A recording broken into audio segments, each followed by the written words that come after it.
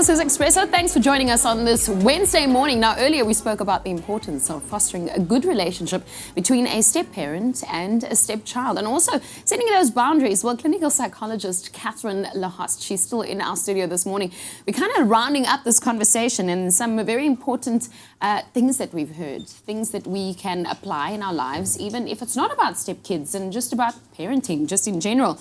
But who should set that pace of establishing a good relationship? Does it come from the step-parent or the step-child?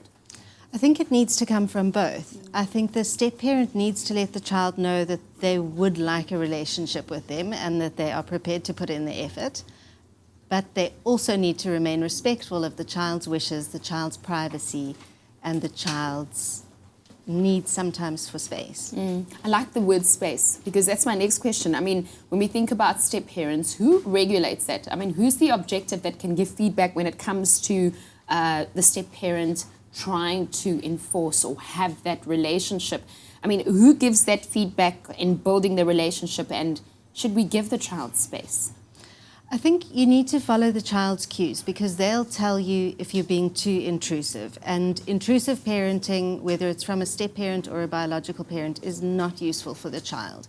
So in the same way that if a child's having a tantrum and you would say, I see you're angry, I'm going to wait here, I'm right here for you when you're ready for cuddles, with a stepchild, when they push you away or they say they need space, give them that space, but let them know that you're going to be right there waiting with open arms when they're ready. Sure. Sometimes it's a tough gig, this parenting stuff. Very so no one tough. tells you that when you read those books. Finally, what are some of the realistic expectations? I mean, we said that we can apply this with even just parenting when you have children. But when we talk specifically about step parenting, if one can call it that, what are some of the realistic expectations that one should have together with biological parents when you are a step-parent and step-child?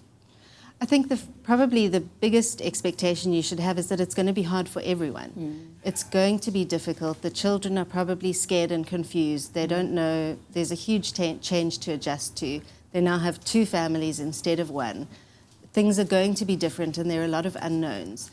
I think the parents need to work together to make sure that they, as much as possible, are on the same page. And the expectation needs to be that the child is going to give you a hard time, and they're going to push you away, and you need to work at maintaining that connection, not pushing them away in return. Just stay there, stay patient, stay persistent, work towards connection, be kind, be caring, be loving. And over time, it'll come right. Oh, you said such beautiful stuff, but it's all that stuff that we want in our homes, right? Like if you want a value system, then I guess it starts with the adults before it even starts with the child. Listen, thank you so much for joining us, Catherine. Thank you Great for having having you me. here. We're talking about step-parenting and step-children. And let's love our kids, and also to all our mums and dads who don't have step-kids. It doesn't matter. We can be good parents. And you heard it. It can be different. It doesn't have to be difficult all the time. This is your Feel Good Breakfast Show. Good morning.